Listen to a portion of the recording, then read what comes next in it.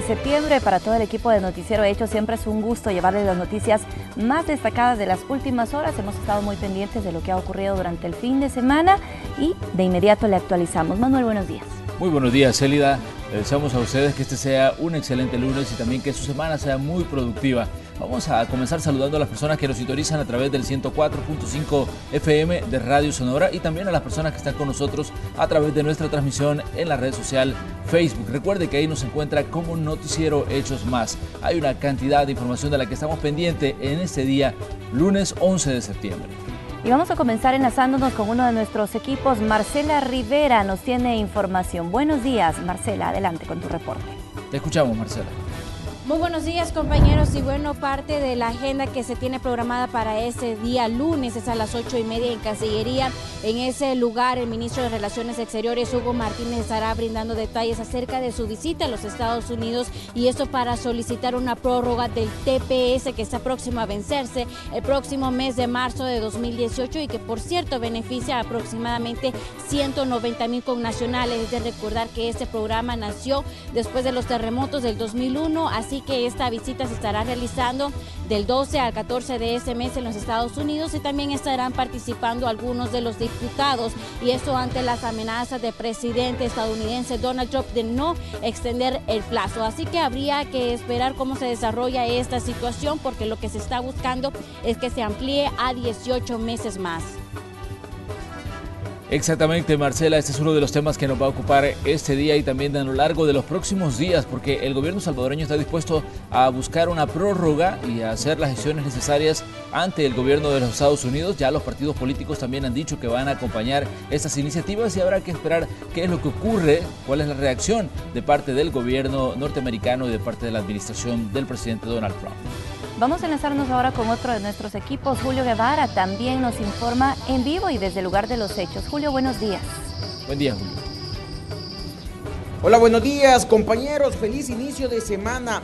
Información lamentable, así amanecemos el día. Les cuento que ayer una familia originaria de Jayaque dio a conocer que anda desesperada buscando a un agente policial. Como sabemos, desde meses atrás la corporación, la PNC, está sufriendo ataques por parte de grupos delincuenciales, pero no solamente hay muertos y lesionados, también hay agentes desaparecidos, y lamentablemente de este punto no se está hablando mucho. Es por eso que esa familia dio la cara y ha denunciado en este momento que desde hace 5 días, exactamente el 5 de septiembre, desapareció el agente destacado en el puesto de Jayaque. ¿Cómo fueron los hechos? La última vez que fue visto este agente fue en la laguna Cuscachapa de Chalchuapa. Según los familiares, salió a visitar a la abuela en el barrio Apaneca de dicha ciudad y no apareció.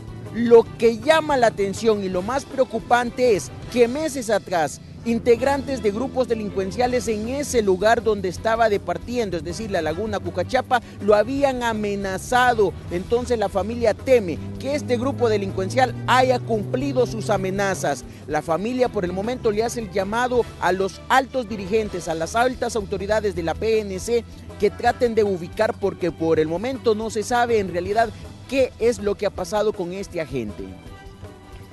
Bueno, Julio, esperemos que tengamos reacción también de las autoridades de seguridad pública para conocer cómo va la investigación sobre la situación de este elemento de la Policía Nacional Civil que está desaparecido, porque durante este 2017 la situación de los policías y los ataques de grupos delincuenciales también es una situación muy preocupante. Gracias, Julio, por el reporte. Nos estaremos enlazando más adelante. Y bueno, también está con nosotros desde la sala de redacción Néstor Hernández para darnos a conocer parte de lo que ha ocurrido durante la noche y madrugada y también durante este fin de semana. Néstor, buenos días. Vamos contigo. Exactamente, compañero, buenos días. Esta información acerca del agente de la Policía Nacional Civil número 26 que ha sido asesinado en horas de la noche, en este caso por parte de estructuras criminales, el agente número 26 en el año. Así que de momento es la información que se tiene. Esto ha ocurrido en el cantón El Chaparral, en la zona de Colón. Veamos las imágenes, como pueden apreciar ustedes. Esto fue en horas de la noche, desde las 8:30 de la noche fue que inició, según la llamada que tuvo la Policía Nacional Civil. Así que de momento, pues vamos a escuchar un poco acerca de qué dicen las autoridades sobre cómo se habría efectuado esta situación, este ataque en contra de un agente que se encontraba de licencia y que pertenecía al GRP. Escuchemos. Bueno, pues por el momento no tenemos conocimiento pleno de quiénes fueron los que lo atacaron, ¿verdad? Solo tenemos conocimiento que él venía caminando sobre la calle. Estamos hablando como unos 200 metros de la casa donde él habita. Y ahí fue en donde, en el momento que él venía caminando, le salieron al paso. Todavía no tenemos el dato concreto cuántos sujetos fueron, pero sí se habla de 3 a 5 sujetos que los que le salieron al paso y lo atacaron con armas de fuego. Pues en el momento se habla de que ellos estaban ahí como esperándolo. Cuando él venía sobre esta calle, él según la información que tenemos, caminaba por esta calle, generalmente caminaba hacia la casa por esta calle y como que lo estaban esperando en ese lugar. Osmín Calderón López, el nombre de este agente de la Policía Nacional Civil que se encontraba de licencia, había salido de su vivienda y que al caminar pues prácticamente lo siguieron cerca de 3 a 5 personas, según lo que han confirmado las autoridades, aunque todavía no tienen exactamente los nombres. El mismo, la persona que se encontraba a cargo, veíamos ustedes, el inspector jefe Mario Macal estaba dando los datos al respecto. Incluso pues ahí se pueden ver en las imágenes, llegaron más agentes del GRP, hubo unos operativos en los alrededores, pero no hubo más capturas. Escuchamos a continuación más detalles sobre esta situación. Se maneja de que había algunas resillas con él en este lugar, ¿verdad? Y supuestamente tenía resillas con pandilleros y posiblemente fueron los de la MS los que ocasionaron ese hecho. Los buenos somos más y tenemos que ganar, tenemos que salir adelante. No puede ser que un poco porcentaje de la población que son mal portados y que ocasionan delitos estén amedrentando a la población. Vamos a luchar hasta que se logre normalizar la situación. Y según confirman las autoridades, tras ser herido de bala, pues fue trasladado de inmediato al Seguro Social de Santa Tecla, donde pues falleció unos minutos más tarde. Este agente de la Policía Nacional Civil, como les decía, el número 26 de este año, fue asesinado de licencia nuevamente. Un agente, pues sabemos la lucha que existe por parte de las pandillas para acercarse, lo que según han dicho las autoridades, en busca de un diálogo, en busca de una nueva tregua, pero se siguen atacando los elementos policiales. Compañeros, esta es la información que les tenemos de lo sucedido en horas de la noche. Bueno, gracias Néstor, ya tenemos un panorama de algunas de las situaciones que son noticias ese día, lunes 11 de septiembre, pero vamos a revisar otras noticias que también son titulares. Así es, el huracán Irma podría provocar lluvias y tormentas hoy y mañana, aunque ya bajó a categoría 1, tendrá influencia directa sobre la región. Y en notas locales, al menos 100 personas que el viernes fueron arrestadas en la operación Tecana por vinculación a una estructura de pandillas fueron acusadas formalmente en el Tribunal Especializado de Instrucción. La Fiscalía presentó varias cajas con posible evidencia que los incrimina. Y en hechos violentos en Ilopango, un hombre mató a su pareja y luego intentó suicidarse. Esto ocurrió en la colonia Santa Lucía. El hombre trabajaba en una empresa privada de vigilantes. Y este fin de semana, en el Centro Internacional de Ferias y Convenciones, se llevó a cabo la Feria de Pueblos Vivos, donde diferentes municipios expusieron su atractivo cultural, gastronómico y su oferta turística. Hemos seguido teniendo temas del día bien interesantes, ya te los vamos a comentar y los he estado viendo, pero tú nos vas a comentar del que viene este lunes. Sí, fíjense que Marcela Rivera ha preparado un tema que tiene que ver con la época del año en la que nos encontramos, y es que estamos ya en el mes de septiembre, específicamente 11 de septiembre. Faltan 111 días para que finalice el 2017 y a esta altura del año muchas personas todavía no han logrado encontrar un empleo. Y todavía es uno de sus propósitos, como lo hemos hablado acá. Así que vamos a hablar acerca de estos trabajos de temporada que les llamamos. Empresas, restaurantes ofrecen oportunidades para la temporada alta, como le llamamos en Navidad, y vamos a conocer cuáles son estas oportunidades laborales, cómo aplicar, y para que usted se mantenga al pendiente si está interesado durante la época navideña en buscar un trabajo en un almacén, incluso el arreglo de regalos, las canastas y todo eso es parte de estos empleos de temporada que se ofrecen. Así que sobre eso vamos a estar hablando. Bueno, muy interesante. Está hecha la invitación para que se mantenga pendiente de Noticiero Hechos. Otro tema importantísimo también ha sido el tema del Papa que se dio la semana pasada. Sí, sobre eso nos van a comentar a continuación Célida y Manuel en la mesa. Y vamos a información de carácter local. En un nuevo hecho de violencia, un vigilante asesinó a su esposa frente a su hijo y luego se disparó en la cabeza. Esto ocurrió en el municipio de Ilopango. Las autoridades hablan de un arranque de celos. Este es el pasaje T de la colonia Santa Lucía en Ilopango. Aquí fue asesinada por su esposo y frente a su hija, Yesenia Ivette Benítez, de 37 años. Ella de aquí no salía, usted solo salía solo conmigo. Y en la noche solo con sus hijas andaba, cualquiera le parecía, cuando salían solo juntas andaban. El hombre fue identificado como Luis Alfonso Erazo, de 37 años, quien fue recién despedido de una empresa de seguridad privada. Según la PNC, todo fue por un arranque de celos. Anoche estuvieron discutiendo, porque fue en presencia de la hija y de la muchachita que va para allá, de la hermana de ella. Y hoy amanecía contento. Y ya más tarde ya estaba enojado, ella lo dejaba contento, lo hallaba bravo, lo hallaba así, no le contestaba. Aquí está la comida, no comía, y a veces días enteros que no comía, y así tenía. Anteriormente, hace unos días o años, no me acuerdo si me dijo así el señor, le había puesto la pistola a la muchacha. En la frente. El sujeto, luego de asesinar a su compañera de vida, se dio un tiro en la cabeza y fue trasladado al Hospital Nacional de San Bartolo. Los vecinos dicen que se escucharon primero 3 disparos y a los minutos, uno más. Sí, que un compañero me dijo que habían encontrado 3 casquillos, pero al parecer han de haber más. Hay personas, vecinos, que dijeron que escucharon 4. Pero los tatuajes que tienen no son alusivos a pandilla. No está perfilado él como pandilla. La PNC dijo que es necesario que las personas denuncien para que las instituciones funcionen. Con imágenes de Ricardo Tobar, este es un reporte de Armando Godoy. Y bueno, queremos contarle que los trabajos de ampliación de la carretera al Puerto de la Libertad se ejecutaron durante 24 horas el fin de semana para lograr habilitar la vía lo antes posible. Con esa ampliación se beneficiarán a más de 50.000 automovilistas que circulan a diario por el sector. La obra inició en enero pasado y está proyectada para que finalice en octubre próximo. Y una situación que es determinante para que estos trabajos se puedan desarrollar son las condiciones del clima. Para el fin de semana estaba pronosticada lluvia, que al final no ocurrió, al menos en la parte de la Libertad, y esto ha permitido que los trabajos sigan avanzando. Y para conocer qué podemos esperar en cuanto al clima en las próximas horas, vamos a establecer contacto con Marcela Rivera hasta el Centro de Monitoreo de Riesgos y Amenazas del Ministerio de Medio Ambiente. Marcela, buenos días. Adelante con tu reporte. Así es, y precisamente con respecto a las condiciones del tiempo hemos estado muy pendientes. En esos momentos me acompaña la meteoróloga de turno, Cidia Marinero, para que nos comente qué podemos esperar para este día lunes. Muy buenos días.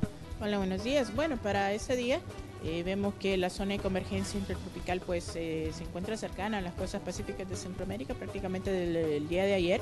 Esto favorece al ingreso de humedad desde el Pacífico hacia nuestro territorio, que favorece pues este ambiente con mucha nubosidad, mucha humedad, y la probabilidad de lluvias que se den tanto en horas diurnas como nocturnas. Veremos que estas pues con probabilidad para la mayor parte del territorio, pero estaremos viendo que se estarían concentrando más que todo en la cordillera volcánica y la franja costera del país, donde no se descarta que de forma muy local se pueda ver alguna persistencia en las lluvias en el transcurso de este día. ¿Y para las personas que residen en la costa, hay algún peligro con respecto al oleaje? Bueno, estamos ante un nuevo evento de oleaje alto e incrementado. Esto pues siempre es de hacer el llamado a la precaución, a evaluar las condiciones para realizar cualquier tipo de actividad. Y nosotros pues nos mantenemos en constante monitoreo para ese evento. Bueno, también hemos estado muy pendientes acerca de estos huracanes, Irma y José. ¿Cuál es el trayecto que lleva José? ¿Qué categoría se encuentra actualmente? ¿José? Sí. Bueno, con José, si vemos en la imagen, es este de acá. Actualmente es categoría 2. Se espera pues que este día haga un giro más o menos en esta trayectoria que muestro y posiblemente luego pues se desplace hacia las Bahamas. Está siguiendo una trayectoria un poco similar a la que tuvo Irma, pero un poco más desplazado hacia el norte. Es por ello que vemos que las islas pues tuvieron menos impacto con respecto a este sistema. Ok, muchísimas gracias, Idi. Bueno, compañeros, es parte de la información que les tengo con respecto al pronóstico del tiempo. Bueno, gracias Marcela. Estábamos, no hay duda, pendientes de lo que ocurre con la actividad de los huracanes en la zona del Caribe. Gracias también a Cidia Marinero por el reporte. Buen día para ti. Y bueno, hay otras noticias que queremos compartir con usted. La Iglesia Católica volvió a llamar a los diputados para aprobar una ley general de aguas. El arzobispo de San Salvador dijo que el político que obstaculice el proyecto no merece los votos del pueblo en las próximas elecciones. No merecerían los votos del pueblo al que dicen representar. Esa fue la advertencia que dio la Iglesia Católica en voz de Monseñor José Luis Escobar Alas a los diputados que obstaculicen el anteproyecto de Ley General de Aguas que presentó hace unos días junto a la Universidad Centroamericana UCA y la Procuraduría para la Defensa de los Derechos Humanos. La sociedad les va a premiar si se aprueba esta ley de inmediato. Verá que los votos van a venir en favor de ellos. El arzobispo de San Salvador dijo que el problema de agua en el país es grave. Reconoció que los diputados hacen esfuerzos para avanzar en el tema, sin embargo, el impasse es la creación de la Autoridad Nacional de Aguas, que a criterio de Monseñor no debe estar en manos de privados. Que es obligación del Estado regular y garantizar el acceso al agua para toda la ciudadanía, entonces debe tener ese carácter público. No puede ser privado. El jerarca de la Iglesia Católica también se refirió al programa DACA, que fue cancelado por la Casa Blanca y donde se espera que en los próximos días viaje una comitiva de alto nivel representada por todos los partidos políticos y encabezada por el canciller de la República a Washington, D.C. Pero también tiene que haber un esfuerzo nacional para acogerlos como un plan B. Yo sí tengo fe que Estados Unidos recapacite. El arzobispo pidió a los políticos no utilizar el problema migratorio en los Estados Unidos para ganar votos en las próximas elecciones. Y lo digo no por uno o por otro partido, sino por todos, o por lo menos por los dos más grandes. Si es que una campaña no significa pedir el voto, hay tantos elementos para estar en campaña. Y eso es una ofensa a la inteligencia del pueblo, pensar que si no se le pide el voto, no se está en campaña. Con imágenes de Ricardo Tobar, este es un reporte de Armando Godoy. Bueno, gracias por continuar en nuestra sintonía. Estamos aquí todo el equipo de Noticiero Hechos AM reunido para continuarle informando en este día. Recordamos que hoy es 11 de septiembre de 2017. Así es, y bueno, hay información que se ha generado durante las últimas horas. Este fin de semana hemos estado muy pendientes de lo que ocurre en Estados Unidos. Ya le vamos a actualizar al respecto, pero antes nos vamos a enlazar con Julio Guevara, que nos tiene información. Adelante, Julio. Te escuchamos, Julio. Muchos hablan de medidas de austeridad, sobre todo ahora que se avecina la campaña electoral. Bueno, ya muchos están en campaña. Miren, esta es una noticia que da mucho de qué hablar, que indigna, en fin, siempre se habla de lo mismo y las cosas continúan ocurriendo. ¿A qué me refiero específicamente? La Corte Suprema de Justicia ha aprobado recientemente la compra de varios vehículos. El costo, más de $2 millones. Sí, así como lo escuchan, más de $2 millones se invertirán, digamos. Se trata de la compra de, escuche bien, 225 motocicletas, 39 vehículos pickups, doble cabina, no son sencillos, son doble cabina, 31 carros sedán, 14 camionetas y 5 microbuses. ¿Cuánto se gastará?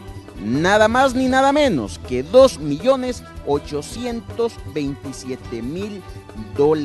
Esto a pesar de la sentencia de la Sala de lo Constitucional, que declaró inconstitucional el presupuesto general de la Nación de 2017 y que ordenó medidas de austeridad como no contratar nuevos seguros o aprobar alternativas razonables, suprimir la innecesaria renovación de la flota vehicular. ¡Ojo! Así como lo escuchan, suprimir la innecesaria renovación de la flota vehicular y además suspender la creación de nuevas plazas. Sin lugar a dudas, estamos frente a un tema que dará mucho de qué hablar. Ojalá, de todos modos, esto ya fue aprobado, no hay marcha atrás según lo que han dado a conocer en un comunicado. Dicen en la Corte Suprema de Justicia que hay muchas áreas en el interior del país que están descuidadas en cuanto a vehículos se requiere. Es un tema que desde el año pasado se está abordando y se supone que estas unidades entre motocicletas, microbuses, camionetas y pick-up doble cabinas serán distribuidos en esas zonas que en realidad lo necesitan. Sin lugar a duda vamos a estar pendientes de igual manera, compañeros, para ver detalle a detalle para dónde se espera la distribución de esta cantidad de vehículos que serán comprados con más de $2 millones. Bueno, gracias por tu reporte, Julio Guevara. Gracias por esa información. Vamos a ver hacia dónde va todo esto, estos temas presupuestarios. Recordemos que ya también viene el tiempo en que el Ministerio de Hacienda tiene que presentar el proyecto de presupuesto 2018 y eso tiene que pasar por la Comisión de Hacienda de la Asamblea Legislativa. Hay otros temas de los que hemos estado muy pendientes. Le comentamos que fue presentado el requerimiento en contra de casi un centenar de personas detenidas durante la operación Tecana en Santa Ana. La Fiscalía General de la República presentó varias cajas en lo que aseguran contenía evidencia de los delitos que cometieron estas personas. Conozcamos más en el siguiente reporte. Hasta los juzgados especializados de instrucción de San Salvador fueron llevados desde Santa Ana los 99 implicados en la operación Tecana, acusados de diferentes delitos, entre estos agrupaciones ilícitas, lavado de dinero y homicidio. En 14 cajas la Fiscalía llevaba el requerimiento, que consta de 1.614 páginas. Yo tuve oportunidad de irme por donde sea, pero es empeorar mi situación. Pero a mí no tienen por qué vincularme con eso, porque, bueno, y si me vinculan a mí, ¿por qué vinculan a los demás en lo mismo, pues? Pero la Fiscalía asegura todo lo contrario. Dice que él, como muchos de los imputados, servían como colaboradores de la estructura Los Stoner de la pandilla MS en Santa Ana. Se ha logrado determinar en la investigación que cada una de estas personas son parte de la organización, cada una tiene su función. En el caso específico que usted menciona, esta persona era encargada de mover el dinero que la clica inyectaba pues al negocio que él tenía. A los imputados se les decomisaron varios inmuebles, vehículos y dinero en efectivo. Según las autoridades, ha sido uno de los golpes más fuertes a la pandilla. La estructura de los Stoner es liderada por alias Greñas. Funcionaba desde los Estados Unidos, era el principal cabecilla, aquí tenía dos cabecillas más, que eran Ronald Israel Arauz, alias Hit, y Gabriel Antonio Oriana Solito, que es el Taine. Eran los dos cabecillas principales de El Salvador. Tengo un taller de reparación de pantallas LCD, televisores.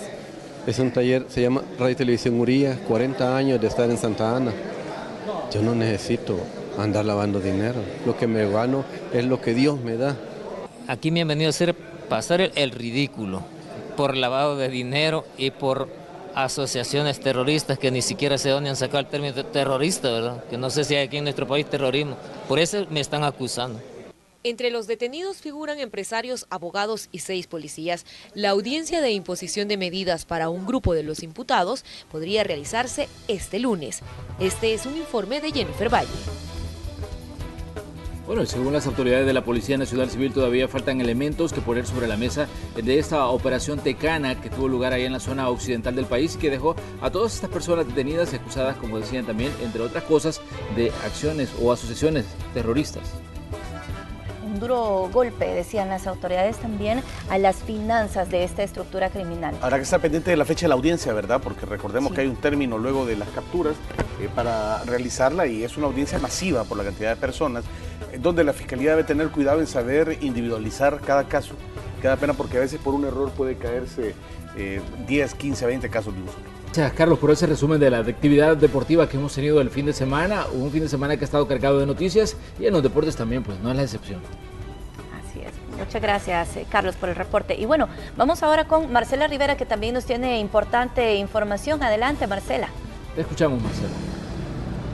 Fíjense Dice que en cuestión de minutos el tránsito vehicular en la avenida Jerusalén ha variado muchísimo, especialmente para las personas que se dirigen hacia Redondel Masferrer, porque estamos viendo lo complicado que se ha tornado, y es que estamos viendo un panorama completamente distinto también para las personas que ya buscan incorporarse hacia la carretera panamericana. Si usted va a transitar por esta vía, tome muy en cuenta cómo se encuentra el tránsito vehicular, porque está bastante complicado, y es que este tránsito que estamos viendo también repercute en la avenida Monseñor Romero, porque les vamos a mostrar la larga fila que se ha comenzado a generar desde muy temprano para las personas que buscan precisamente incorporarse hacia esta arteria.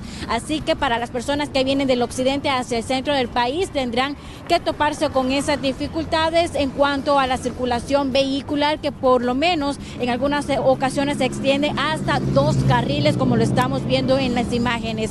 Mucha paciencia para los que vienen del occidente hacia el centro del país, mientras que el panorama para las personas que se dirigen hacia Ahuachapán, Sonsonate, Santa Ana, estamos viendo que no hay mayores complicaciones y que está bastante fluido el tránsito vehicular. Bueno, gracias a Marcela Rivera por el panorama que tenemos en cuanto al tráfico. Ahora vamos a ir con información de carácter internacional. Les decíamos al comenzar esta emisión que este día lunes se cumplen 16 años. Gracias por continuar con Noticiero Hechos AM, y hoy que es lunes 11 de septiembre, suele suceder que al inicio de la semana muchas personas empiezan a buscar una oportunidad laboral, revisan los clasificados, por ejemplo, las páginas en internet que hablan acerca de nuevos empleos. Por eso, hoy queremos aprovechar este día para hablarle acerca de esas oportunidades de temporada que para las empresas y personas que no tienen trabajo pueden aplicar a estos empleos que son de al menos un mes. La periodista Marcela Rivera nos ha preparado un informe completo al respecto. Las blusas de fiesta, los escotes, las lentejuelas. Es la demanda que tienen algunas de las tiendas durante el mes de diciembre. Cada año, Ana Lidia de Bonilla tiene que contratar a otra persona para poder cumplir con sus clientes. Incluso se extienden los horarios de atención. Tiene mucha gente. Vienen unos a comprar y otros a ver, ¿verdad? Porque eso así es en todos los almacenes. Pero sí, en diciembre nosotros siempre lo esperamos porque es una temporada buena, ¿verdad? El proceso de contratación para el mes de diciembre comienzan, en su mayoría, después de las vacaciones de agosto, periodo en el cual los aspirantes se someten a una serie de pruebas que determinarán sus habilidades en el trabajo, como es el caso de las empresas más grandes, cuya afluencia de compradores es de 46,000 semanales en época no festiva, mientras que en el último mes del año la cifra se triplica. 628 personas son las que están distribuidas en nuestras 9 sucursales. Ya para esta temporada siempre se agregan alrededor de 200 personas más. La gente busca zapatos, busca ropa, ¿verdad? Busca juguetes para estas temporadas, regalos que le dan a sus familiares, pero lo más fuerte de nosotros, la demanda, es la ropa y el calzado. Esta dinámica se repite en todos los departamentos del país. Incluso empresas facilitadoras de trabajo registran un crecimiento en las oportunidades. Podríamos llegar entre 1.300, 1.200 plazas porque hay un mayor número de ofertas de trabajo. La importancia de contratar es porque tenemos mayor afluencia de clientes, ¿verdad? Entonces, como se incrementan también el nivel de ventas, necesitan personal que pueda estar atendiendo esa demanda. Entre los rangos de edad más solicitados son entre los 18 y 30 años de edad. Sin embargo, si hay una persona que tiene toda la disponibilidad de trabajar, a pesar que es un trabajo por temporada, no les es indiferente la edad. Algunos de estos contratos tienen una vigencia de 30 días, pero puede prolongarse según la temática de la empresa. Es decir, algunos mantienen a sus empleados hasta el mes de enero, donde los padres de familia comienzan con las compras del año escolar. Con imágenes de Manuel Velázquez, este es un informe de Marcela Rivera. Bueno, gracias a Marcela Rivera por este reporte, y ya veíamos algunos de los rubros en los que se dan estas oportunidades que les llamamos empleos de temporada. Y es que la mayor cantidad de oportunidades laborales que se generan en el mes de diciembre, por ejemplo, y en primer lugar es en el área de ventas, ya sean físicos o en un call center. como en los casos de restaurantes, seguidos por paquetería, por las demandas de regalos y canastas navideñas que surgen en la época, y además personal de caja, por ejemplo, que en su mayoría en este puesto se requiere experiencia laboral. ¿Y usted está interesado en aplicar a uno de estos empleos temporales? Pues ya le presentábamos ahí algunas opciones para que usted pueda buscar cuáles son esos restaurantes, almacenes. Incluso veíamos que en el centro de San Salvador también se generan este tipo de oportunidades, y es que la demanda incrementa considerablemente en esta temporada navideña. Vamos ahora a pasar con nuestros compañeros en la sala de Noticiero Hechos AM, que estoy segura que ellos han observado el incremento de demanda en Navidad y también de la demanda de oportunidades laborales. ¿No es así, compañeras? Pues sobre todo para los jóvenes, porque creo que todos hemos pasado en algún momento por un trabajo de esa forma, ¿no? Un trabajo de 2 meses, de 3 meses, tal vez alguien nos dio la oportunidad de vender en algún lugar un mes o en los tiempos de vacación de colegio, y es este mismo trabajo el que también puede ayudar a personas que han quedado desempleadas y que necesitan en algún momento pues encontrar alguna forma de ingreso para paliar las necesidades que se derivan de la ausencia del salario fijo que te da un trabajo estable. Así que muy importante el tema. Carla, Marcela, gracias también por la preparación de los datos. Lo cierto es que creo que todos, compañeros, hemos atravesado en algún momento un trabajo así, ¿no? Sí, no, y una excelente oportunidad también para incorporarte a la vida productiva. En otros países incluso esta es la forma en la que los jóvenes se van adaptando y van conociendo cómo se trabaja, y también la importancia que tiene el entender que a raíz de un esfuerzo pues viene la retribución económica.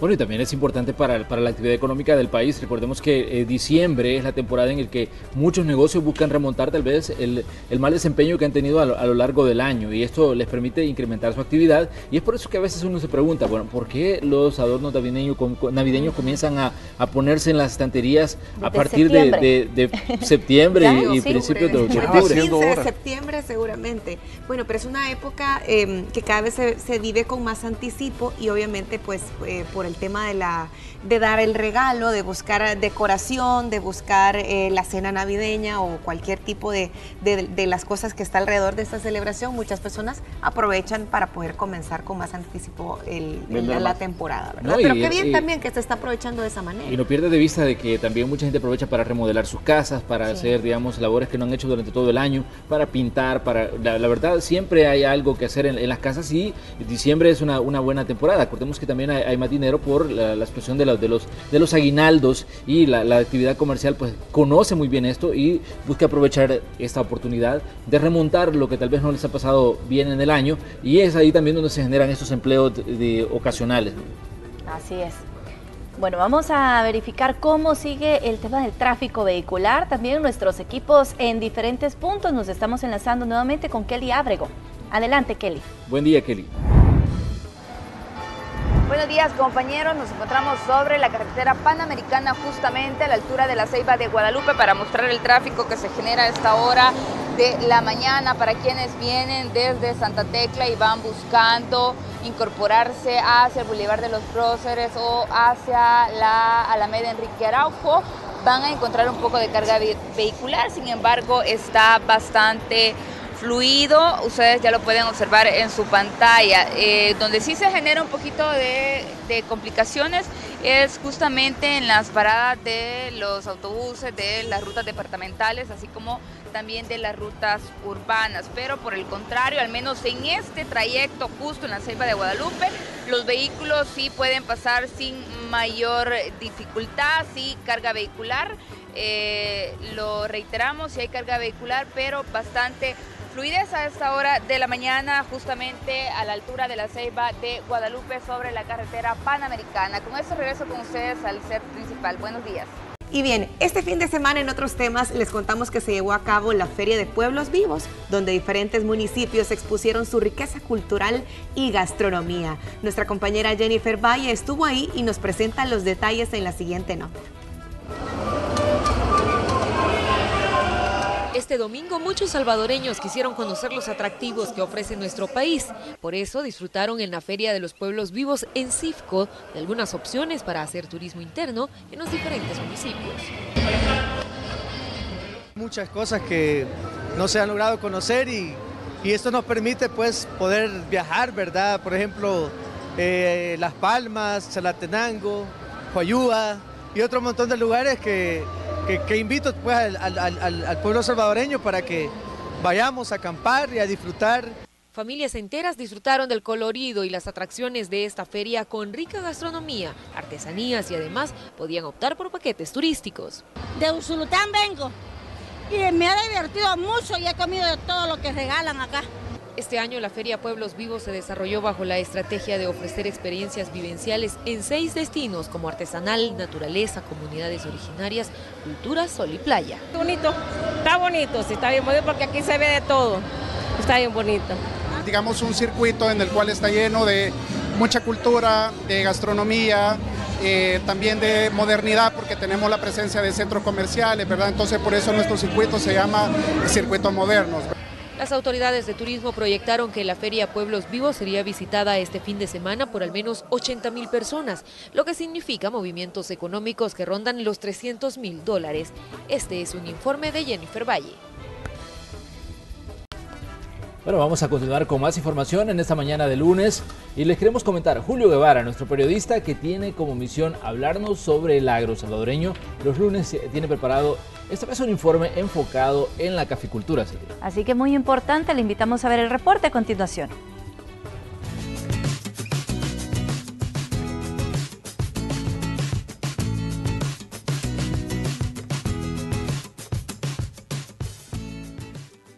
La caficultura podría desaparecer en el país, eso dicen muchos. Soy Julio Guevara y esto es El Agro.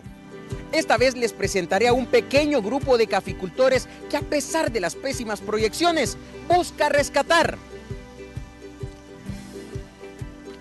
a este precioso grano. Señales de una buena cosecha. Cantón Santa Rosa, Acacalco, Aguachapán. Jorge Cruz camina sonriente, viendo el fruto de su finca. Los días de preocupación por plagas terminaron para este productor de café, desde que decidió cambiar sus prácticas agrícolas. Estamos haciendo prácticas buenas con el medio ambiente, con la agricultura, para mejorar estas tierras y tener una producción que sea más saludable para el ser humano y que sea compatible con el medio ambiente. Años atrás, Larroy estuvo a punto de llevarlo a la quiebra. Pensó que levantarse sería imposible hasta que escuchó consejos y le apostó a la agroecología. Disciplina que le hizo cambiar los insumos químicos por recursos que su misma finca produce. Descubrió que las hojas de los árboles mezcladas con desperdicios naturales podrían levantar sus siembras y mejorar las cosechas. Sorprendentemente, así fue. Y esto trabaja pues a largo plazo también, no es de la noche a la mañana, pero yo creo que vale la pena hacer el esfuerzo porque nuestros suelos han sido degradados por más de 50 años, pero no importa, podemos recobrar, ¿verdad?, mucho de lo que se ha perdido, pero es una cosa que debe tener o tomar conciencia el agricultor en general. Mauricio Salinas es asesor agrícola y tiene claro que la agroecología es ideal para que los suelos mantengan su fertilidad. En esta finca todo el tiempo se trabaja con insumos orgánicos, se aprovechan al máximo los recursos naturales, incluso hasta las piedras. Aquí pues estamos viendo de cómo el viento, el agua va desgastando estos pedreros y ese ripio que se desprende de las piedras se convierte en silicio, va componiendo los terrenos y aquí puede ver usted objetivamente cómo están estas plantas de café. Por increíble que parezca, todo esto ha permitido que el café en este lugar se produzca también en áreas pedregosas. Lo que parece sucio, en realidad es base para buenos cultivos. Ordinariamente podría decir, bueno, son basuras, son chiribiscos, pero no, fíjate que esta es la acumulación por mucho tiempo de materia orgánica que se ha ido descomponiendo aquí, ¿verdad?, meteorizándose y ha dado lugar a que se forme el suelo. Aquí podemos ver hongos como micorrizas, ¿verdad? Esto es riqueza que tiene el suelo y forma así la parte orgánica del suelo, que con esto se beneficia cualquier cultivo que tengamos aquí, ¿verdad? cosechas exitosas, al punto que el fruto de estos árboles ha comenzado a salir del país. Gracias a Dios hemos tenido la oportunidad este año de exportar directamente, y ahora no solamente vamos a estar trabajando con eso, sino que vamos a ir integrando otras partes como lo que son laboratorios, tostaduría y pues posiblemente ya lo que son operar ya pues cadenas de coffee shops con otros socios estratégicos en el exterior. Fácil no es, pero el primer paso se dio y el camino ha dado resultados para que estos cafetales estén protegidos de enfermedades, permitan obtener granos saludables que se traducen en fuentes de ingresos. Con imágenes de Alfredo López, Julio Guevara, Noticiero Hechos. Los sistemas agroecológicos son una gran cosa, quedó demostrado en la nota anterior. Y saben lo más curioso, es que todo lo que se le aplica al café, en este caso, se prepara con hojas, montes, zacates, plantas en general, que están en las mismas propiedades. ¿Qué significa? Bueno, que los costos son mínimos para los caficultores. En el caso de la finca que hemos conocido, que por cierto se llama Las Veraneras, cuando se llega el tiempo de fumigar, se preparan foliares con orégano, 5 negritos, me refiero a una especie de planta con ese nombre, madre cacao y flor de muerto. Todo esto se hace picado para mezclarlo con guineos, anonas, zapotes y mangos. Luego se cubre con miel de purga o melaza. Lo recomendable es mezclar todo en un barril y dejarlo fermentar por 15 días. Pasado ese tiempo todo se hace líquido y el momento de fumigar llegó. Los conocimientos son para compartirlos, dicen los agricultores en general. Por eso la finca que hemos conocido hasta puede convertirse en escuela experimental, aseguran los propietarios. Nos abrimos como un cultivo experimental, entonces que esto sea como una finca experimental en donde todo el que esté trabajando en la agricultura pueda venir a observar, y si nosotros hemos logrado tener éxito como el que ustedes han visto aquí, todo el mundo lo puede hacer. Aunque muchos no creen, las prácticas agroecológicas podrían darle vida nuevamente a la caficultura en general. Un rubro que desde hace varios años parece agonizar. Basta ver estadísticas para comprobarlo. Solo en la cosecha 2015-2016 hubo una producción de 900,000 quintales de café. Preocupante y desalentador. Si recordamos que 3 cosechas antes, El Salvador producía más de 1.5 millones de quintales. Y por si fuera poco, las decadentes cosechas han provocado la pérdida de al menos 20,000 empleos. No todo está perdido en la caficultura, señores. Algunos productores dicen que lo único que se debe hacer es cambiar de prácticas agrícolas. Esto fue El Agro. Les informó Julio Guevara.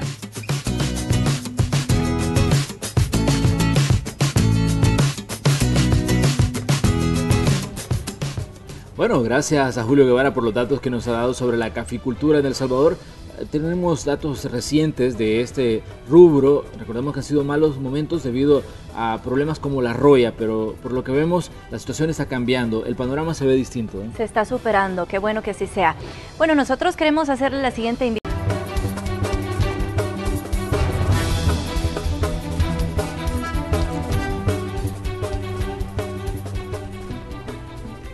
Gracias por continuar informándose en compañía de Noticiero Hechos. Hay información que se está generando desde Guatemala y queremos compartírsela de inmediato porque continúa la lucha frontal e interinstitucional contra las extorsiones en el vecino país. La expansión criminal de las pandillas ha provocado que las autoridades, tanto del Ministerio Público por medio de la Fiscalía contra el delito de extorsión, como el Ministerio de Gobernación, la Policía Nacional Civil, redoblen los esfuerzos, y esto con el propósito de desarticular y sacar de las calles a los integrantes de estas estructuras. Se está generando información de que se está ejecutando un nuevo operativo a gran escala, siempre en el combate contra las estructuras delictivas. Nos tiene más detalles nuestro compañero Néstor Hernández. Un gusto saludarte nuevamente, Néstor. Por supuesto, compañeros, importante información, ya lo mencionaban ustedes, un mega operativo, quizás el más grande en los últimos años.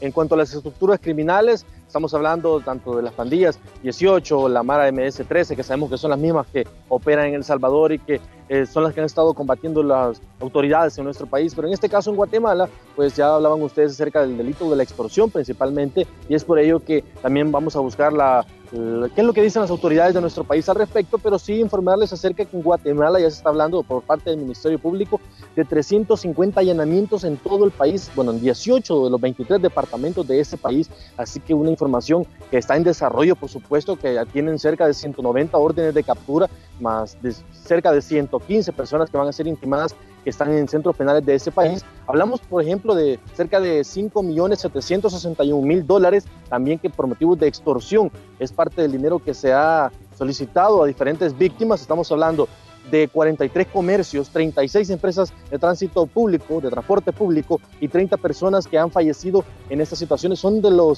que están investigando las autoridades, por ello llevan órdenes de captura y haciendo estos 350 allanamientos. Por supuesto, como les decía, información en desarrollo que vamos a estar actualizando y veremos que cuánta implicación tiene también esto en El Salvador, porque es importante conocer, existe relación entre los delitos cometidos allá con las personas que se encuentran acá, son las mismas pandillas, pero esto en Guatemala. Incluso se puede hablar de salvadoreños que estén en ese lugar y que estén cometiendo delitos en ese país y también sean buscados por la justicia. Así que vamos a conocer, por ejemplo, con el ministro de Justicia y Seguridad Pública, Mauricio Ramírez Andaverde, en unos minutos, cuál es, en este caso, si existe con todo tipo de relación. Así que nosotros llevamos en unos minutos toda la información al respecto, compañeros. Esta es la información que les tenemos, por supuesto, armas, municiones, celulares y todo lo que ha sido incautado en este mega operativo en Guatemala, compañeros. Bueno, definitivamente, Néstor, la lucha contra las pandillas en el Triángulo Norte es algo que está, digamos, creciendo. Ya hemos visto operativos aquí en El Salvador, la Operación Jaque, la Operación Tecana, que se desarrolló los últimos días, y también hoy tenemos esta operación que se ha denominado Escudo en Guatemala y que ha dejado, como tú lo decías, allanamientos, ha dejado capturas, intimaciones en una buena cantidad de lugares de este país. Son más de 300 allanamientos en 18 de los 23 departamentos que conforman Guatemala. Y bueno, datos adicionales es que como parte de este plan de persecución penal estratégico, en conjunto con el Ministerio de Gobernación de ese país y la Policía Nacional Civil, también se da seguimiento a los esfuerzos para combatir de forma integral el delito de la extorsión. Y se está buscando ejecutar órdenes de aprehensión en contra de personas sindicadas de extorsionar y que pertenecen a la Mara Salvatrucha y también a la Mara 18. Y además la ejecución de este vasto operativo incluye citar ante un juez competente a 113 personas que actualmente ya están guardando prisión por otros delitos y por otros casos, así como la conducción de 20 menores de edad. Yo no pago, yo denuncio, ese es el eslogan con el que las autoridades guatemaltecas están haciendo frente al delito de la extorsión, una situación también que está muy propagada en ese país. Lo mismo está pasando en Honduras. Recordemos que todo el Triángulo Norte es una región donde el accionar de las pandillas ha crecido, y es por eso que no extraña que de pronto conocemos datos de estos operativos que se dan a nivel regional. Ya decíamos, este se da a solo unos días de que aquí ocurre la Operación Tecana en la zona occidental del país. Y bueno, es increíble también ya cuando las autoridades dan estadísticas y dan cifras de lo que se logra extorsionar. Fíjense que se presume que estas personas que serán acusadas de extorsión cobraban a las víctimas un total de más de 5 millones de quetzales. Esa es la cantidad que de momento han dado las autoridades, pero es una información también en desarrollo. Y cabe mencionar que ellos, como autoridad, han puesto también a la disposición de la ciudadanía ya un centro de llamadas que es especializado contra el delito de la extorsión. Sin duda, los planes que se realizan a nivel de Triángulo Norte, que involucran a las organizaciones policiales de El Salvador, Guatemala y Honduras, deben tener un nivel de relación y deben ser operaciones coordinadas. No es casualidad que estemos viendo esto justo cuando pasa lo Tecana también, ¿no? Exactamente, ya hemos visto reuniones entre los fiscales generales de los tres países, los jefes de policía, los encargados de manejar toda la parte de seguridad, se han reunido y han coordinado esfuerzos. Incluso se habla de la intervención de gente de los Estados Unidos que estaría también dándole soporte, dándole apoyo a esas operaciones que están desarrollando en estos 3 países para enfrentar el problema de las pandillas y de delitos como la extorsión. Parte de lo que está ocurriendo en la vecina Guatemala, nosotros estamos muy al pendiente también, y obviamente de las repercusiones que esto que está ocurriendo en Guatemala va a tener acá en nuestro país. Seguimos conectados con Néstor Hernández. Sí, compañeros, estamos pendientes nosotros, por supuesto, con esta información, porque ya en unos minutos vamos a abordar al ministro de Justicia y Seguridad Pública de El Salvador, Mauricio Ramírez Landaverde, así que nosotros le vamos a llevar todos los detalles, por supuesto, más adelante. Esperemos que en unos próximos minutos, porque sí es importante conocer cuál es la reacción de parte de El Salvador, cuál es la vinculación, y como ya lo mencionaba Manuel, estamos hablando también de que El Salvador, Guatemala y Honduras, los ministerios públicos de cada uno de estos países han estado con una relación muy directa, muy cercana, para tratar de combatir a las pandillas en esos países del Triángulo Norte, compañeros. Bueno, Néstor, ahí tenemos nosotros también algunas de las imágenes que nos dejan estos operativos allá en Guatemala. Y sabes una cosa, estamos pendientes también de las declaraciones que dé el ministro de Seguridad, Mauricio Ramírez Landaverde, porque hoy amanecíamos con datos del asesinato de otro elemento de la Policía Nacional Civil, y él ha adelantado y ha dicho esta mañana de que hay por lo menos 4 capturas relacionadas con esta situación que se dio en el transcurso de la noche. Pero también es importante conocer la participación de El Salvador y la coordinación que existe con Guatemala para enfrentar este problema, el de las extorsiones y delitos cometidos por pandilleros.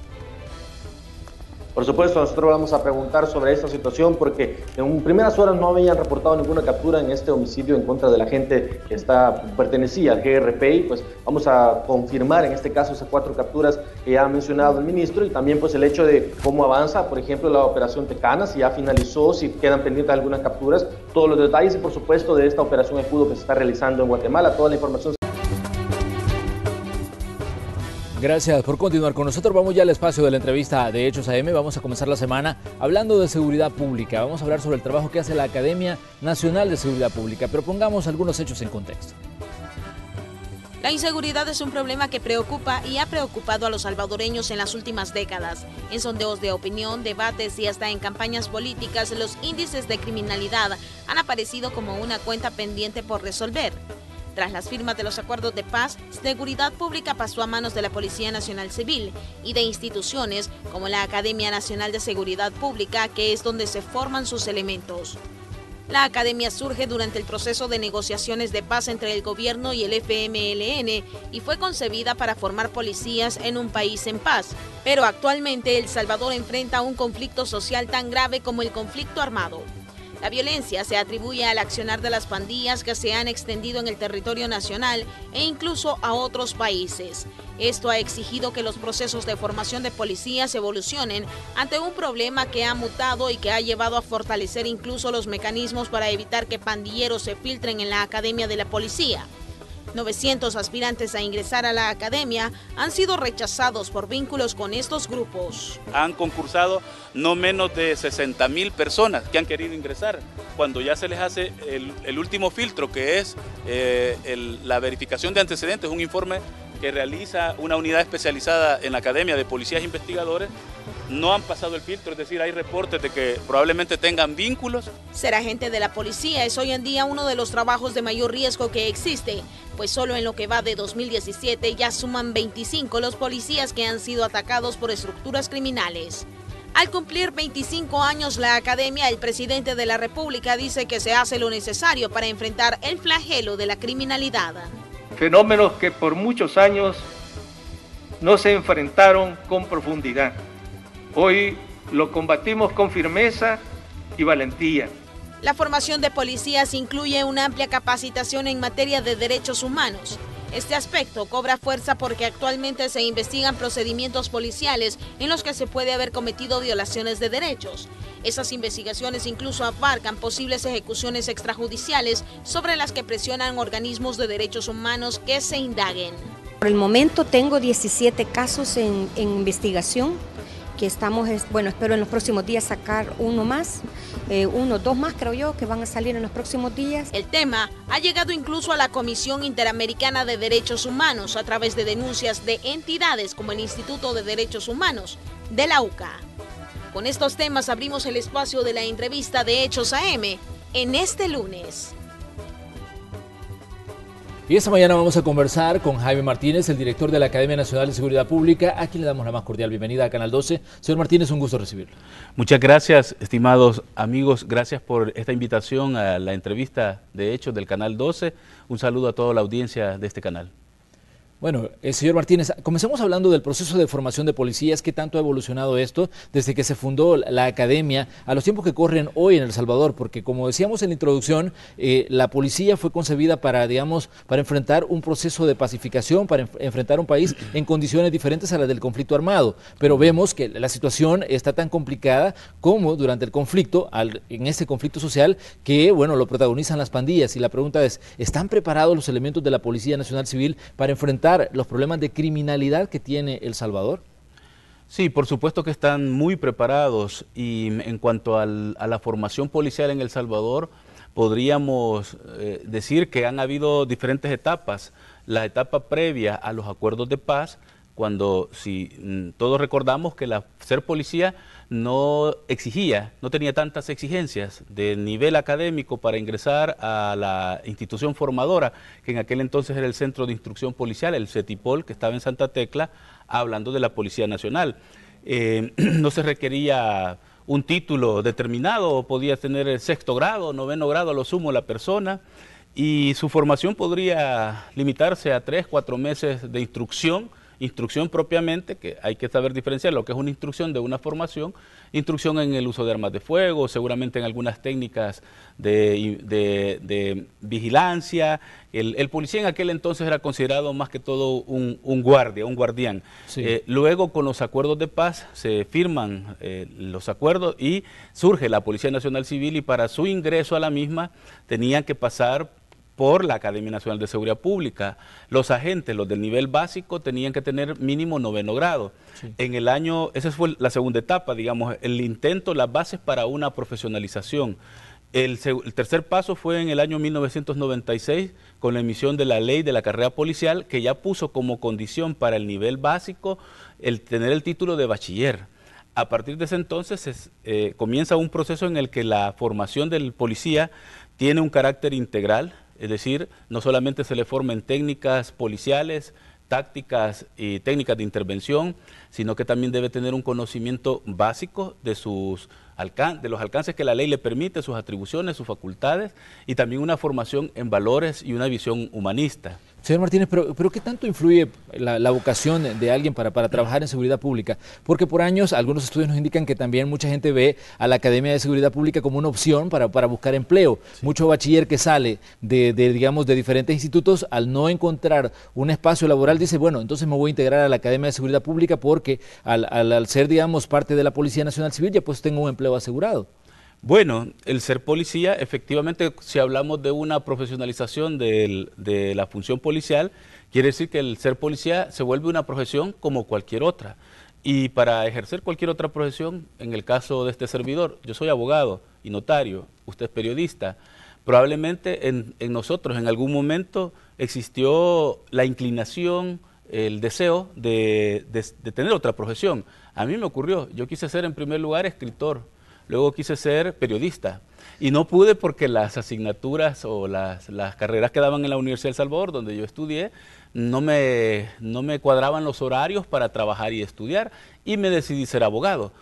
Una vez que decidí ser abogado es porque tampoco lo veía mal y porque veía en esa carrera una manera de hacer una profesión digna y esforzarme en la misma. Creo que lo mismo pasa a cientos y hasta miles de jóvenes del país que inician su carrera como policías, inician su carrera, una carrera digna, una carrera respetable. Muchos lo hacen por vocación, otros lo hacen como una posibilidad de incursión laboral, pero ya estando dentro de la policía han tenido la oportunidad de elegir una carrera. Y ahí usted tiene abogados, tiene periodistas, tiene economistas, tiene ingenieros. Hay una playa de profesionales dentro de la PNC que siguen con sus conocimientos adquiridos, ya con su licenciatura, sirviendo a la institución policial. Entonces yo en ese sentido no le veo nada malo. Claro que lo ideal, como usted lo dice, sería que desde el policía le nazca, desde el individuo le nazca el ser policía. Y hay muchísimos casos de esto. Recientemente, en la última graduación de la promoción 116, que fue en junio de este año, se le preguntó por medio de un periódico, una entrevista que les hicieron a los alumnos, que si tenían miedo, que si no les daba temor, que ellos estaban matando policías, que por qué habían decidido seguir. Le preguntaban a las madres y después a los alumnos. Y las madres, claro, las madres respondieron. Viera que las madres, algunas dijeron, yo preferiría que mi hijo estuviera con la cuma en el campo. Yo le dije que preferiría eso a que se metiera a ser policía. Las madres efectivamente tienen miedo. Pero cuando le preguntaron al alumno o la alumna, ellos dijeron, no, yo quiero ser policía. Desde pequeño quise serlo y voy a seguir siéndolo y no tengo miedo. Me he formado para eso, estoy preparado y saldré a cumplir con mi deber. Esa fue la respuesta de ellos. Uno de los grandes enemigos que los elementos de la Policía Nacional Civil enfrentan es el tema de las pandillas, un fenómeno que ha evolucionado desde el surgimiento de la Academia de Policía hasta hoy, y vemos ya estructuras de crimen organizado. Sí. Y bueno, ya incluso escuchamos sus declaraciones en las que usted decía de que se han fortalecido los mecanismos para evitar la infiltración, evitar de que gente que es parte de las pandillas ingrese a la Academia y se integre a la Policía Nacional Civil. ¿Cómo está funcionando esto? Bueno, para ello yo quisiera poner en perspectiva los datos concretos de la formación que hemos brindado a lo largo de los 25 años, puesto que debí comenzar diciendo que yo quiero felicitar y reconocer a todas las autoridades y todo el personal, profesores, docentes, cuerpo administrativo, que durante estos 25 años han contribuido a consolidar la formación policial en El Salvador a través de la Academia. Más de 34,000 personas fueron formados como agentes del nivel básico y de otros niveles, subinspectores, subcomisionados que luego han ido escalando. Y en lo que corresponde a la administración que he tenido el honor de dirigir, hemos formado 7,583 nuevos policías. Para darle al país esos 7,500 nuevos policías en 8 años, han concursado no menos de 60,000, entre 60,000 y 70,000 personas que han querido ingresar. ¿Por qué no ingresaron todos ellos? Porque primero hay requisitos. Debe ser una persona que tenga más de 18 años y menos de 28, debe tener el título de bachiller debidamente inscrito en el Ministerio de Educación, no tener antecedentes policiales ni antecedentes penales, entre otros. Las personas que llegan por una solicitud y se dan cuenta que no cumplen los requisitos, ni la presentan. Los que ya la presentan tienen 5 pruebas que deben superar, y si no la supera, cada una excluye a la otra. Sí. En fin, de esos, al final, los que aprueban las 5 evaluaciones, ellos forman parte de una lista de preseleccionados. Quiere decir que aunque pasaron las pruebas, todavía falta un último filtro, que es el informe de verificación. Es una investigación que realiza la unidad de verificación de antecedentes, que son policías investigadores. Ese es el dato que en el reportaje se daba. Cerca de 900 personas, a pesar de haber superado las 5 pruebas en los últimos 8 años, no ingresaron por tener un informe negativo.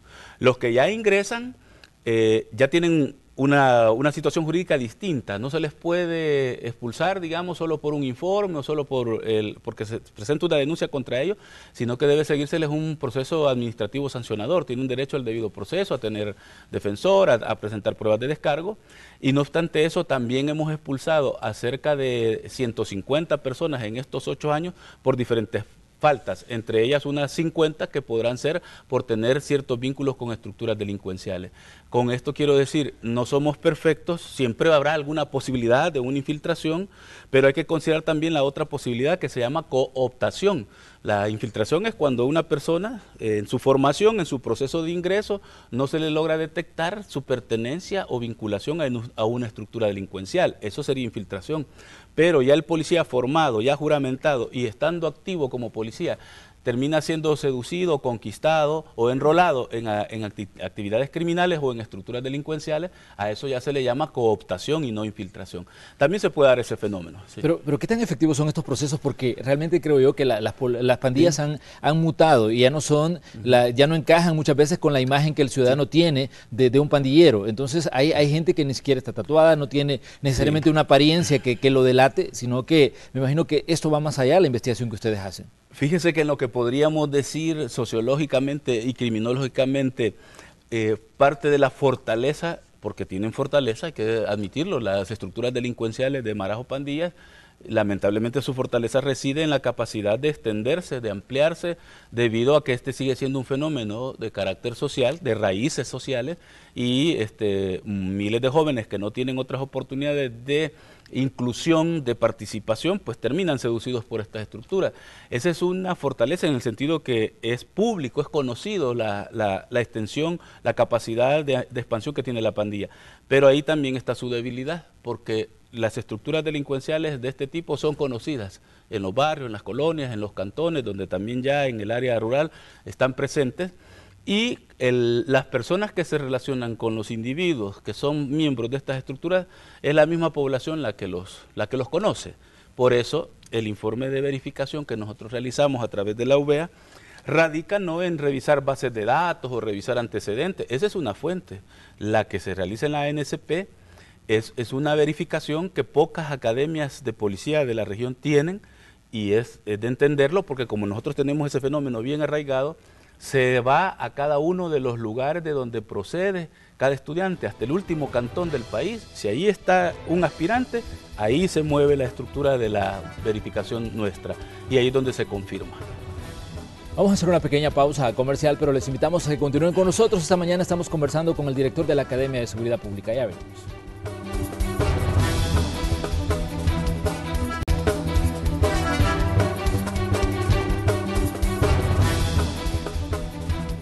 Esta mañana en el espacio de la entrevista de Hechos AM estamos conversando con el director de la Academia Nacional de Seguridad Pública, Jaime Martínez. Estamos hablando de ese proceso de formación de los elementos de la Policía Nacional Civil. Hay un interrogante que a mí me surge, y es hasta qué punto llega el proceso de investigación durante el tiempo que una persona se está formando, porque nos decía al principio que parte es el proceso de selección de quién puede y quién no puede ingresar a la academia. Pero ¿qué pasa después cuando ya han ingresado? ¿Sigue este proceso de investigación? El proceso de ingreso a la academia no termina, o más bien termina así el proceso de selección. Ingresa el aspirante y ya adquiere la calidad de alumno o estudiante de la academia. A partir de ese momento adquiere un estatus que le da derechos, pero también le da obligaciones, y queda sometido como parte de sus obligaciones al instructivo disciplinario de estudiantes de la ANSP. Ahí están reguladas todas aquellas actividades, actitudes o comportamientos que son consideradas faltas disciplinarias. Una de ellas, una de las más graves, es tener relaciones o vínculos de carácter permanente, continuo y estrechos, como puede ser de amistad, sentimentales o de convivencia con miembros de estructuras delincuenciales. La falta estriba en la relación, no en la pertenencia. Nosotros como Academia Nacional de Seguridad Pública, en este caso no tenemos por qué demostrarle a una persona que forma parte de la estructura delincuencial. Si lo es, con mayor razón, ¿verdad? Porque sí, la falta tipifica las dos conductas, abarca las dos conductas, ser parte de la estructura o tener relación con la estructura. Entonces, los alumnos quedan sometidos a ese instructivo disciplinario, y la investigación continúa porque la UVEA sigue trabajando, sigue recibiendo información, pero además de rigurosidad por parte de la academia, hay un proceso que los estudiantes que van a ir a su práctica policial, que es la última etapa de formación o una etapa intermedia ahora en el nuevo plan de estudios, a esos estudiantes la lista completa se le manda a la Subdirección de Inteligencia Policial para que de nuevo se les investigue. Entonces hay un proceso permanente de investigación y de depuración. Ahora bien, hay una serie de situaciones sobre las que me gustaría conocer también su opinión. Esta mañana despertamos con el asesinato número 26 de elementos de la Policía Nacional Civil en lo que va de 2017. Usted, como formador de toda esta gente y también que ha estado, digamos, siendo parte de la academia, toda esta gente que ha muerto en este 2017, ¿qué piensa de lo que está pasando con los elementos de la policía y los ataques de los que son objeto? Bueno, en primer lugar, pues sobre la cuota de sacrificio que están dando los policías y sus familias, lo primero que se merecen pues es un reconocimiento, una gratitud permanente, eterna, continua, que como sociedad y como Estado debemos darle a los hombres y mujeres que visten ese uniforme. Tanto los policías como los miembros de las Fuerzas Armadas que están contribuyendo, los custodios penitenciarios que también son objeto de estos ataques, están dando el máximo de sacrificio que un ser humano puede dar por otros, como es dar la vida. En la mayoría de los casos en los que los policías, por ser tales, por ser agentes de seguridad pública e incluso por estar en el cumplimiento de su deber, son atacados. Cuando eso ocurre, la sociedad debe, a mi criterio, pues cobrar conciencia de que son la última línea que nos está defendiendo de los ataques y de los graves delitos que cometen estas estructuras. No solo es la extorsión, recordemos que esas son estructuras capaces de asesinar a mansalva, de asesinar con lujo de barbarie, de exhibir esa matanza que realizan. Son estructuras que han evolucionado a este momento, estructuras delincuenciales fuertemente armadas, con prácticas de crimen organizado, que acumulan dinero y poder a través de las extorsiones y de otros ilícitos, y que son capaces, como lo ha demostrado la Operación Tecana, pues, de tener una cúpula que se da una gran vida, que vive como grandes mafiosos, digamos, a costa de la matanza y el sacrificio que tienen en sus estructuras de los miembros de la pandilla, de los miembros de base, ¿no? Entonces, que los policías estén arriesgando sus vidas y que no sea una teoría, porque todo policía en cualquier parte del mundo sabe que cuando juramenta ser policía está dispuesto incluso a dar su vida por cumplir con su deber. Pero eso es una eventualidad en sociedades donde la situación de la violencia es menor que la de El Salvador. En este país, tristemente, en los últimos 3 años ya nos han asesinado a más de 160 policías. Y eso significa para mí que la sociedad entera debe darle un respaldo, debe darle todo el reconocimiento, todo el apoyo a la Policía Nacional Civil, a la Fuerza Armada y a los demás agentes relacionados con la contención de la violencia, porque, primero que nada, porque el policía representa la autoridad legítima, el uso legítimo de la fuerza. Nosotros los preparamos en la academia para eso, para que ellos sepan cómo contraatacar, cómo defenderse, cómo proteger a la población de cualquier tipo de actividad criminal.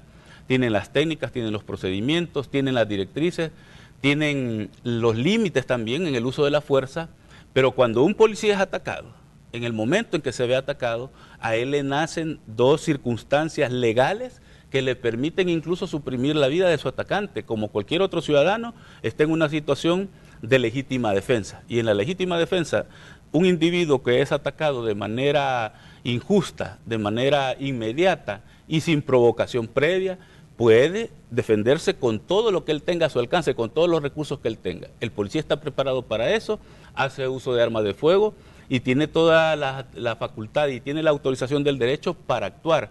Pero el policía, además, por ser agente de autoridades, le asiste otra causa de justificación, que así se conoce en el derecho penal, como es el ejercicio legítimo de su deber. Tiene el deber de actuar.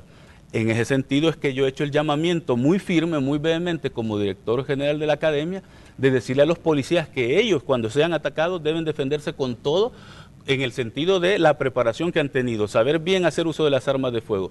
Pero eso sí, una vez que logren someter a su atacante, aún tratándose del peor delincuente, el que les hubiese causado alguna baja de sus compañeros, si esta persona se le acaban las balas, lo detienen, lo someten o se entrega, en ese momento deben respetarle su integridad, deben respetarle su vida, no tienen derecho a mancillarlo, a pisotearlo y mucho menos a asesinarlo. Eso es el equilibrio que debe haber en un Estado de Derecho y a ese es el que yo me he referido con suficiente vehemencia, por un lado, para que el policía se sienta respaldado y fortalecido, que él tiene que actuar y aplicar la rigurosidad de la ley, pero por otro lado, que no dé el paso al otro lado y se convierta, digamos, en un delincuente y que no responda con actividades criminales como lo hacen los criminales. Pero bueno, de hecho, hoy en día es uno de los puntos de discusión también los posibles asesinatos extrajudiciales que se hayan cometido durante operaciones policiales. ¿Qué piensa usted de situaciones que han llegado incluso a la Corte Interamericana de Derechos Humanos, en los que ya hay investigaciones sobre situaciones que han ocurrido en los últimos meses y en los últimos tiempos y que tienen relación con abusos que pudieron haber cometido elementos de la policía? Bueno, primero hay que poner la dimensión clara de esto. Todavía no hay casos concretos en la Corte Interamericana de Derechos Humanos, estamos muy lejos de eso. Sí hay, como no, una audiencia especial en el Sistema Interamericano de Derechos Humanos que efectivamente puede convertirse en la puerta de ingreso para un caso en especial. Pero hoy por hoy lo que hubo la semana pasada en la Ciudad de México es una audiencia donde 2 organismos de derechos humanos de El Salvador pidieron a la Comisión Interamericana, que es un organismo administrativo previo que tiene atribuciones, por supuesto, para supervisar en El Salvador el cumplimiento de determinados derechos y que si encuentra una situación que lo amerita con ciertos indicios probatorios o evidencias, puede pasarlo a la Corte Interamericana de Derechos Humanos ya con casos concretos. Sobre la materia, pues la verdad es que los organismos de derechos humanos nacionales o extranjeros están en todo su derecho, esa es parte de su labor, para eso han trabajado toda la vida. En aquellas situaciones que les parece que hay irregularidades o posibles violaciones de derechos humanos, tienen todo el derecho de exigir rendición de cuentas a las instituciones, a las autoridades, y este gobierno a eso no le temen para nada. Los mismos organismos, los mismos representantes que fueron a México se reúnen con nosotros en el Gabinete de Seguridad. El ministro de Justicia y Seguridad Pública desde el año pasado habilitó una mesa justamente que se llama así, Mesa de Derechos Humanos. Se está trabajando con ellos conjuntamente en el diseño de un plan de divulgación de conocimientos hacia los pobladores de diferentes municipios y de diferentes comunidades donde hay más presencia de pandillas, donde hay más conflictos incluso con la propia policía, para que ellos estén preparados y denunciar adecuadamente las irregularidades que existan. Esto se está dando con asistencia del PNUD, por ejemplo. Entonces, no hay nada que esconder en ese sentido. La policía está abierta. Y si un individuo de la Policía Nacional Civil comete ya lo que es una violación de derechos humanos, un delito, un crimen, sobrepasa esa línea a la que yo me referí, porque una cosa es que el policía en su patrullaje, en el cumplimiento de su deber, se vea atacado, en ese momento tiene que defenderse. Eso es a lo que yo me he referido enfáticamente y lo recalco, que lamentablemente miembros de estos organismos de derechos humanos y algunos malintencionados miembros de algunos medios de comunicación han pretendido decir que yo les he dicho que hagan lo que quieran cuando están en patrullaje o cuando están cumpliendo su labor, y eso no es así. Lo que les he dicho es que en el momento de ser atacados, en ese instante es que deben defenderse con todo, pero nunca olvidar que aún ya tratándose de los peores delincuentes, una vez sometidos tienen que aplicarles la ley y nada más. Si van más allá y ya cometen un ilícito o incluso un homicidio, un asesinato de estas personas, pues tendrán que responder ante la ley, y es lo que ha hecho la institución, porque a nivel de oficial, a nivel de políticas, ni la Policía Nacional Civil, ni el Ministerio de Justicia y Seguridad Pública, ni la Academia Nacional de Seguridad Pública, ningún titular jamás le ha dicho a los policías que ellos deben olvidarse de las leyes y de los derechos humanos al momento de intervenir. Todo lo contrario, deben estar siempre presentes y conocer sus deberes. Para eso los estamos preparando. Pero ¿considera usted importante que se haga este tipo de investigaciones para no dejar dudas sobre la labor que hace la policía, que se hagan investigaciones ya a nivel de organismos de derechos humanos, no solo locales, sino también internacionales? Sí, por supuesto. Me parece que sí, que es correcto que se haga. Ahora bien, lo que yo sí he planteado es que, tristemente, en algunos casos, no en todos, pero en algunos puede ser que ya existan ciertos fundamentos, porque ya la Fiscalía General de la República ha intervenido, ya llevó los casos a los tribunales, porque la Procuraduría para la Defensa de los Derechos Humanos también ya se ha pronunciado, si hay informes de posibles indicios de presuntas violaciones a derechos humanos, son casos que deben ser investigados. Pero aquellos otros en los que a veces de manera bastante ligera y superflua, en algunas investigaciones periodísticas donde la base, el fundamento que tienen son declaraciones de miembros de las mismas estructuras delincuenciales o de familiares de estos o allegados de estos o arrepentidos de las estructuras o enemigos o personas que están en la lista para ser asesinados por la misma pandilla, y después empiezan a denunciar y a hacer declaraciones de este tipo, y ese es el único o el principal fundamento que tienen para ello. Me parece que eso es muy superficial, muy ligero, y no debería prestarse, mucho menos con casos como estos, para señalar que debido a que existen unos individuos o algunos grupos dentro de la institución policial, que la responsabilidad es de la institución toda. Eso creo que me parece que es una exageración. Los individuos, los grupos deben responder ellos por su cuenta, pero no puede responder una institución cuyos lineamientos no son esos. Pero ¿no considera usted que esto sería como atacar al mensajero y no ir al fondo de la situación de lo que se está denunciando? Porque fácil es calificar una investigación periodística, pero ¿por qué no se investiga mejor el fondo de lo que es investigación, está diciendo? No, claro, sí, es lo primero que yo dije, la posición institucional es que los casos en los que existan indicios probatorios de que hay participación delincuencial o violación de derechos humanos por parte de elementos policiales se van a investigar, y la policía los ha entregado a la justicia. No hay nada que ocultar en ese sentido, pero igualmente, a ese nivel de responsabilidad que las instituciones deben tener, también hay ciertos periodistas que se están prestando coincidentemente a las intenciones que tienen las estructuras delincuenciales de presentarse como víctimas. Y eso ya como sociedad, pues yo haría un llamamiento de que le pongamos mucho cuidado, porque no es posible que ahora resulta que las estructuras delincuenciales, que son las que tienen al país bajo un ataque permanente, ahora porque se ha tomado una firme decisión de buscarlos, de combatirlos, de ponerlos a disposición de la ley, y que si se enfrentan a la policía van a tener también bajas en eso, que por esa razón ahora los policías sean los que están en el banquillo de los acusados y no los delincuentes. A eso hay que ponerle mucha atención. Bueno, pero lo que pasa es que existe una línea bien delgada entre sí, lo que puede ser considerado un procedimiento correcto y una situación que puede caer en la ilegalidad, señor Martínez. Sí, claro, pero en realidad no es una línea tan delgada, porque el policía sabe bien cuáles son sus deberes. Es decir, cuando yo le describo, por ejemplo, imaginémonos un ataque como tantos que hay todos los días.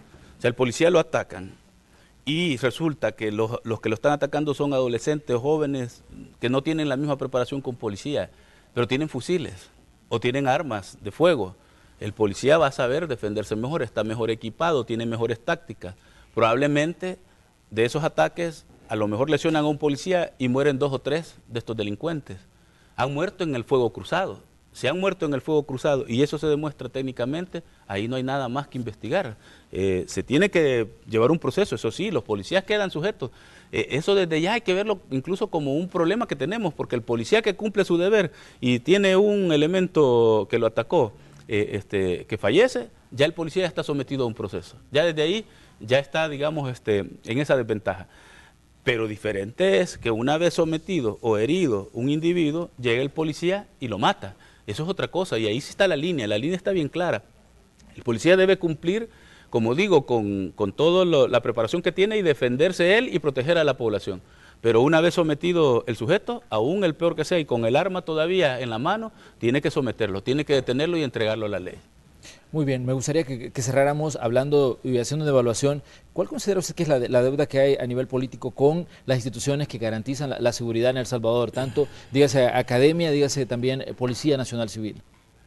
Bueno, en realidad ha habido todo un acompañamiento hasta ahora, desde que en abril del año pasado el señor presidente de la República exigió y estableció las directrices al Gabinete de Seguridad Pública de redoblar los esfuerzos para contener la agresión violenta y criminal de estas estructuras. Se tomaron las llamadas medidas extraordinarias y esas medidas son de carácter legislativo. Por lo tanto, para su aprobación contaron con la participación, con el apoyo de todas las fracciones legislativas del país, de todos los partidos políticos que tienen representación en la Asamblea.